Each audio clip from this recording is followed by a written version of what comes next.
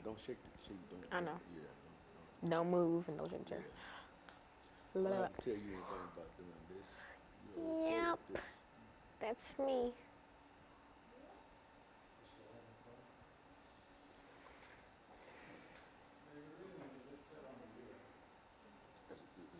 My tie on straight. Yeah.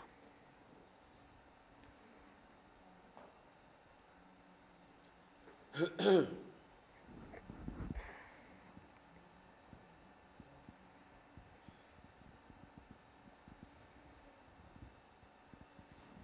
know, this is an appropriate topic today, talk about the Russian Revolution, because... Are we fighting with the Russians? Well, not fighting, but Donald Trump has a little bit of issues with the Russians.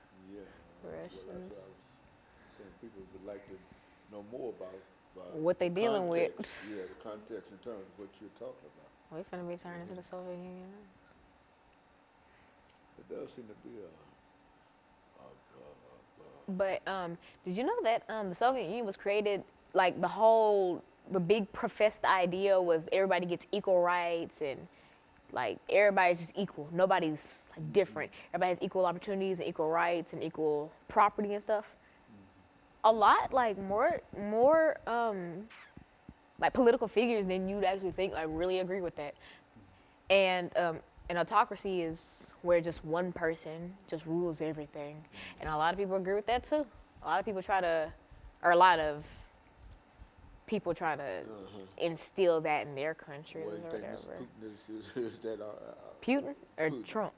No, Putin, is a Russian man. I mean, he probably is. Yeah, no, he is. You know, all Everything you said about the Russian Revolution, the autocracy and all of that, that applies directly to Mr. Putin. And Lenin. And yeah, of course. You know.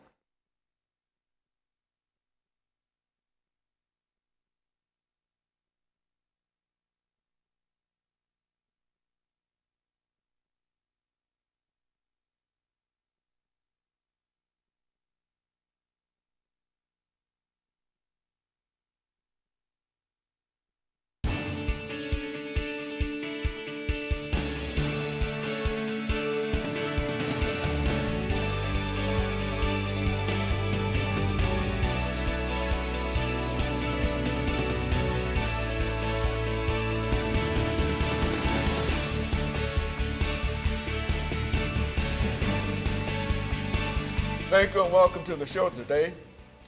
The topic today is the Russian Revolution. And we're fortunate to have with us to talk about the Russian Revolution, Alana McLaughlin. And of course, Alana, let me welcome you to the show this morning and to tell you how delighted we are to have you with us. You've not been with us on a number of occasions, but nevertheless you are with us today. And you have selected a very, very unusual topic today, dealing with the Russian Revolution. Before we get started in the topic, Alana, let's see if we can have you to give us some information about your background, your education, and some of the things that were important in terms of bringing you to us this morning.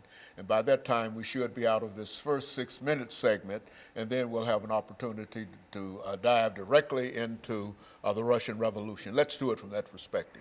Well, as you previously stated, my name is Alana McLaughlin. I am a freshman at the Nashville School of the Arts. I play trumpet.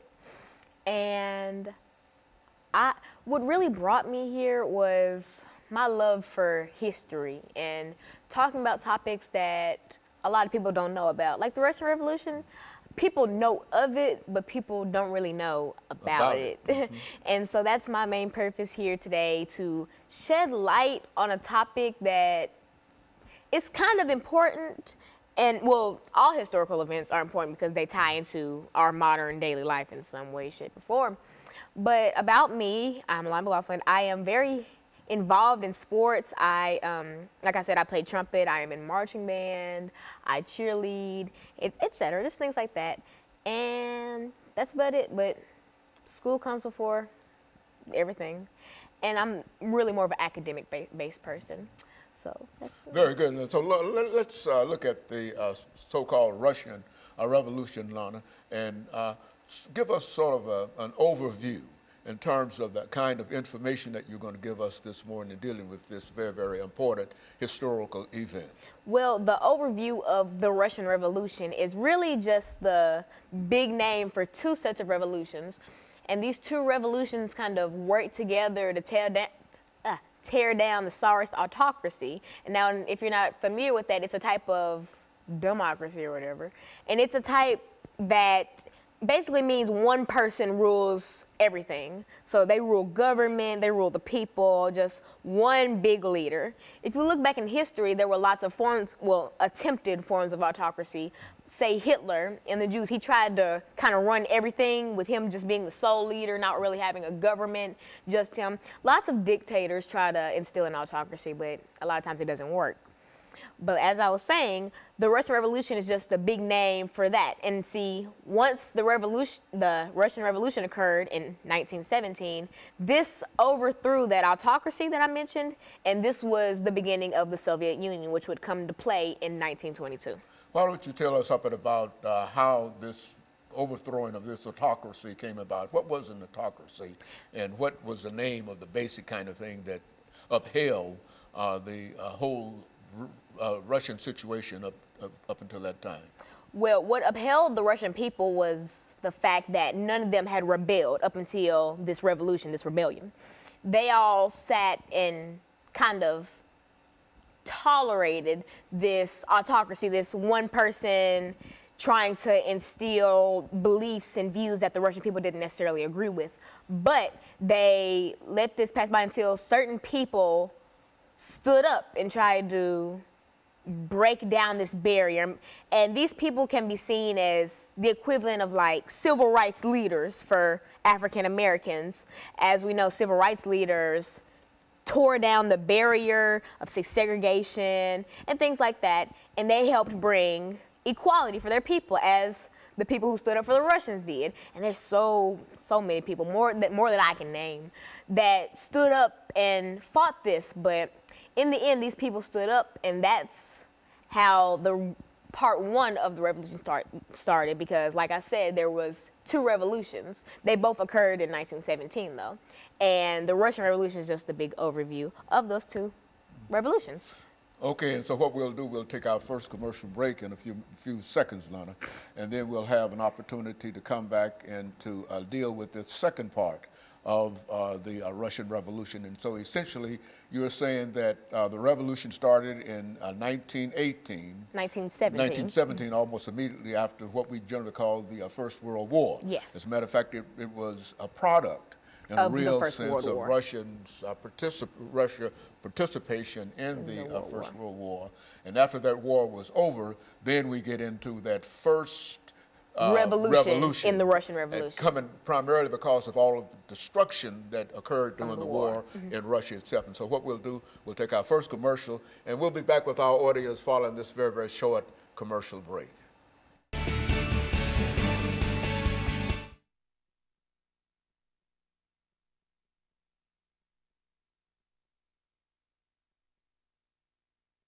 Why it would never survive somewhere like like America and stuff like that.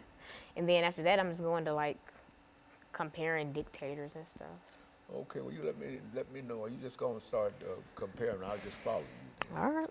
Okay, well, I'm just trying to get a pace to it and get a voice level and a depth to it. Okay. You make it go that way, and because it bring you out in reference to it. Because and so when we come back, I'll announce what we're dealing with, and then you can start again where you please. And we've got 8 minutes, and you deal with this however you wish to. And if at some point you wish to bring in some information in reference to the animal farm, et cetera, anything that you want to deal with dealing with the Russian Revolution, because I think we've got a pretty good start dealing with that great historical event.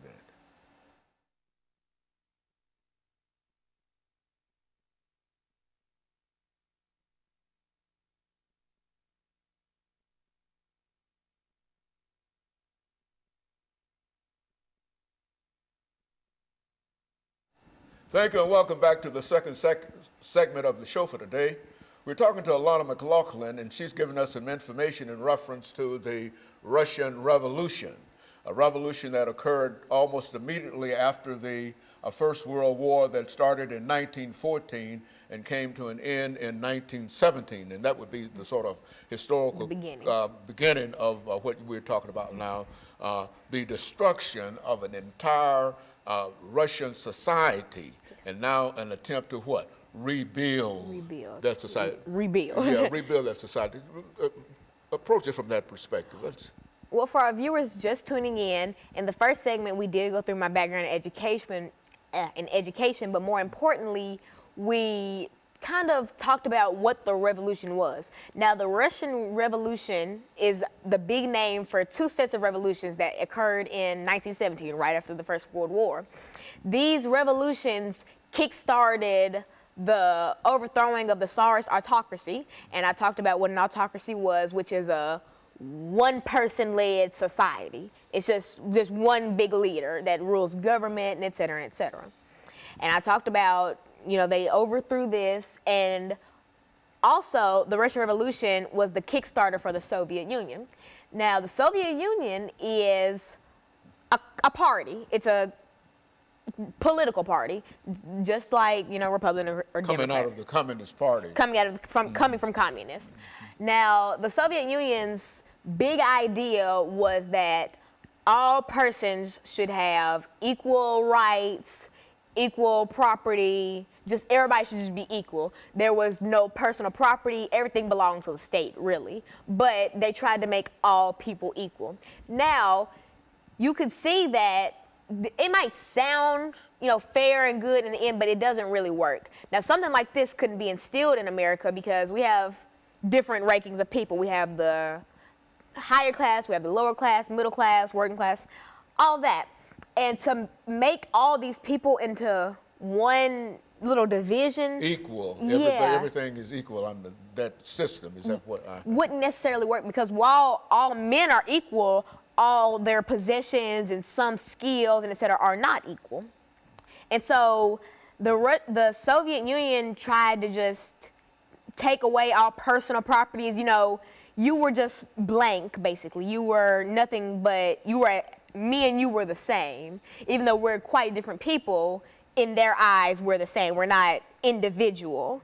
And something like that isn't really a smart idea to do for a country, because people are individuals, and to try to classify them into one small division doesn't really make sense, because you cannot classify all people into one thing. Just like if I go into a building and I say everyone in here is middle class, that wouldn't be true, because everywhere you go you'll have lower class, higher class, middle class, things like that.